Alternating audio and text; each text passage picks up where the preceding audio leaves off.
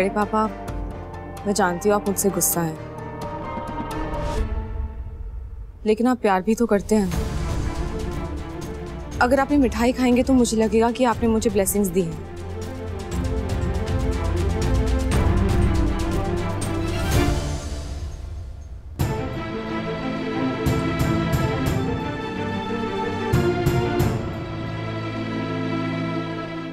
Function बहुत अच्छे से हुआ वहां पे।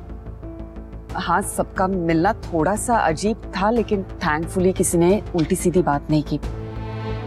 मनीषी, उन्होंने शादी की डेट निकाल ली है, लेकिन कल पुलिस स्टेशन में पेशी है, तो वो सबसे ज्यादा इम्पोर्टेंट है अभी। आप कुछ कहेंगे नहीं? वैसे तो सब लोग वहां से कुछ ना कुछ खा के ही आए होंगे, लेकिन मैं अपने हाथ से कुछ बनाना चाहता हूं सबके लिए। कल वहां क्या होगा, उसके बाद क्या होगा, कुछ पता ही नहीं। एक आखिरी बार सबको अपने हाथ से कुछ बना के खिलाना चाहता हूं।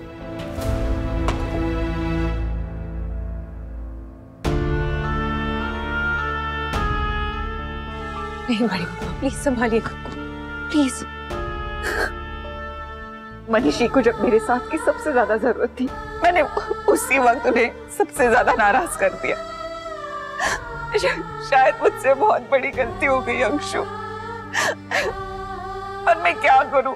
मैं एक माँ हूँ, अपनी बच्ची की खुशी के सामने हर माँ मजबूर हो जाती है। मनीषी की नाराजगी मैं बर्दाश्त कर सकती हूँ, लेकिन उनसे दूर रहना नहीं। बड़ी मम्मा, पर हम ऐसे गिव अप भी तो नहीं कर सकते ना। अगर हम हार मान गए तो फिर बड़े पापा और कायरम भैया को कौन सपोर्ट करेगा? अभी तक फैसला हुआ नहीं है, और मम्मी कहती है ना, जो लोग जीतने तक हार नहीं मानते ना, उनकी हार कभी नहीं होती।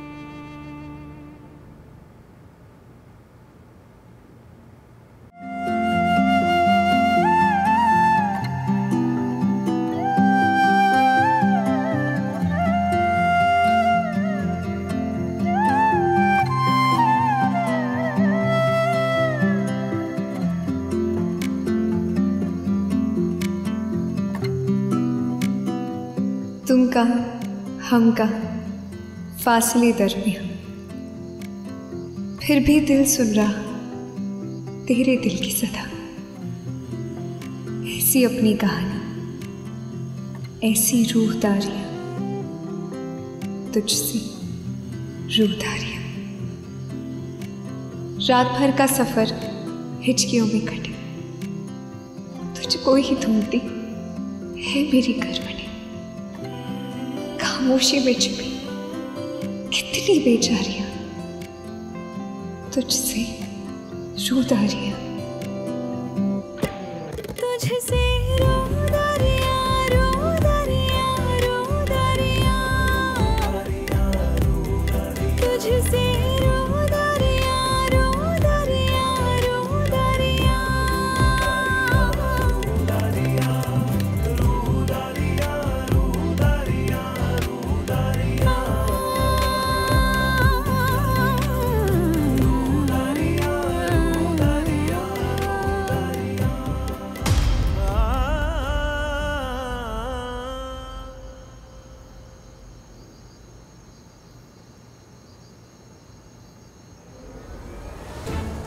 अभी ज्यादा हिचके आए ना तो नींबू पे नमक लगा के खा लेना और फिर पानी पी लेना, क्योंकि ये हफ्ते में दूसरी चिट्ठी लिख रही हूं तुम्हें।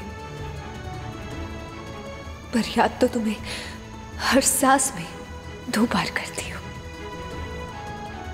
तो हिचकियां तो आएंगी ही। आई नो तुम ये जानना चाहते होंगे कि मैं कैसी हूं, कहाँ हूं। ठीक हूं अभी, तुमसे दूर जितनी ठीक हो सकती हूँ।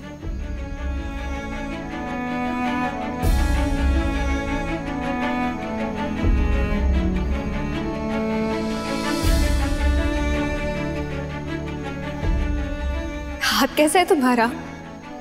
आई hope my dog man is back to work. बहुत सारी सर्जरीज कर रहे होगे ना, पर बीच बीच में ना थोड़ा ब्रेक भी लेना। काम करने पे आते हो ना तो नींद वींद भूलकर सिर्फ काम करने लगते हो तुम। वैसे एक मेडिकल मिरेकल तो मैं भी हूं। मुझ पर ना रिसर्च होनी चाहिए, क्योंकि ना दिल तो तुम्हारे पास छोड़कर आई, पर फिर भी जिंदा हूं। मैं ये नहीं कहूंगी कि आज तुम्हारी याद मुझे बहुत ज्यादा आ रही है, क्योंकि वो तो रोज आती है। बड़े पापा, बड़ी मम्मा, मम्मी, तुम रोज याद आते हो, बहुत ज्यादा याद आते हो।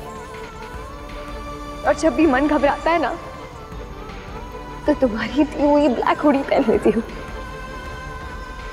लगता है तुम पास हो, साथ हो, बेटर फील होता है, सेफ फील करती हूँ।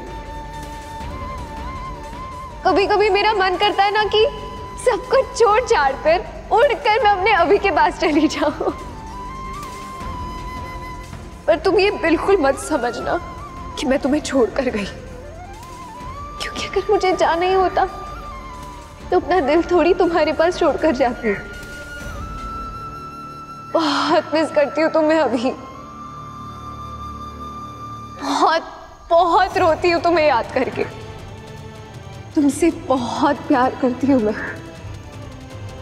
मुझ पे भरोसा रखना, क्योंकि मैं तुमसे दूर तो गई, पर तुम्हारे लिए गई हूं।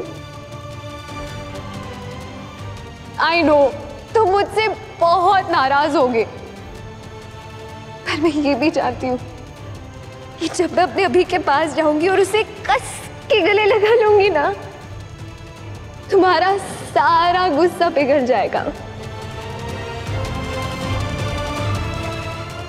क्योंकि मैं जानती हूँ तुम कितना भी गुस्सा क्यों ना हो जाए, पर अपने अक्षु के इंटेंशंस को कभी डाउट नहीं करोगे। मैं बस वेट कर रही हूँ कि कब मैं तुम्हारे पास आऊं। बहुत प्यार करती हूँ तुमसे अभी, एंड आई नो तुम भी मुझसे बहुत प्यार करते हो। तुम मेरी बात सुनोगे भी और समझोगे भी। फिर तुम ये भी समझ जाओगे कि मैंने जो किया वो क्यों किया।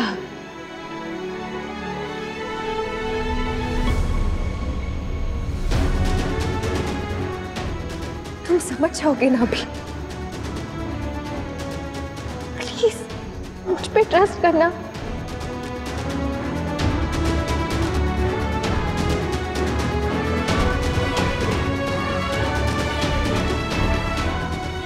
अपनी अक्षु पर ट्रस्ट करना। I love you.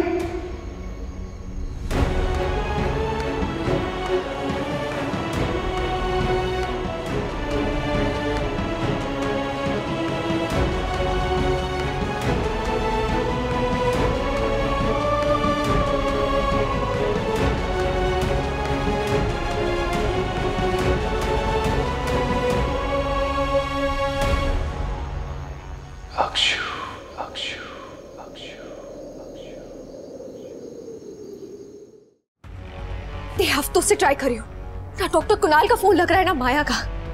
मुझे कैसे भी करके कायरव भैया की बेगुनाही का सबूत चाहिए।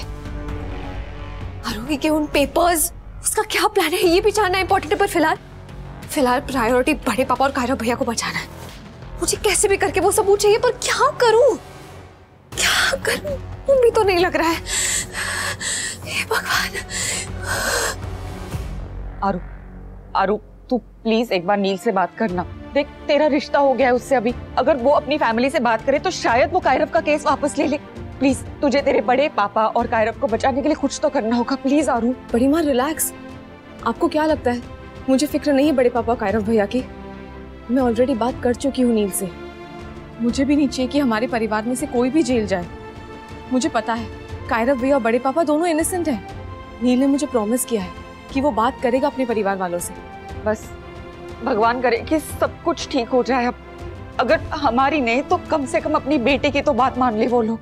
नील तुम्हारा दिमाग सही जगह पर है भी कि नहीं? हाँ, तुमने जिद की तुम्हें आरोही से शादी करनी है, हम लोग मान गए, लेकिन इसका मतलब ये नहीं है कि गोयंका के सारे गुनाह माफ कर देंगे। It's not possible. पर ताई जी मेरी बात तो सुनिए आप प्लीज। नहीं नील, इस बारे में हम किसी की बात नहीं सुनने वाले। और तुम्हारी तो भी शादी भी नहीं हुई है, सिर्फ रिश्ता जुड़ा है और तुम अभी से उनकी साइड लेने लग गए हो। कल का दिन मेरी जिंदगी के लिए इतना इंपॉर्टेंट दिन है, मैंने इस दिन का कब से इंतजार किया है। कल मेरी बेटी को इंसाफ मिलके रहेगा और गोयनकास को उनके किए की सजा। ताऊ जी,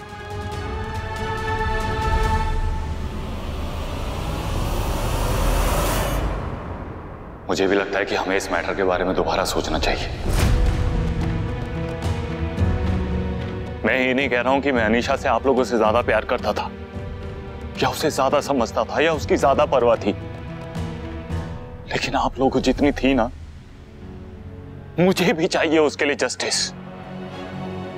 लेकिन जरा सोच के देखिए, एक नया रिश्ता जुड़ रहा है उस फैमिली से, पुलिस केस सजा, हम क्या करेंगे और किस मन से?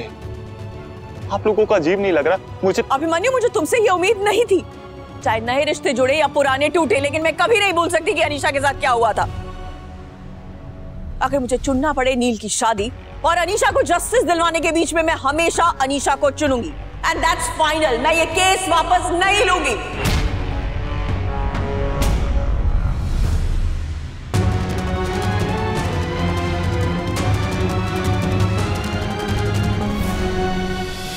ये रिश्ता क्या कहलाता है। आपके मनोरंजन पर अब नहीं लगेगा कोई ब्रेक। स्टार प्लस के बेहतरीन शोज देखने के लिए लाइक, शेयर और सब्सक्राइब करें स्टार प्लस यूट्यूब पेज को।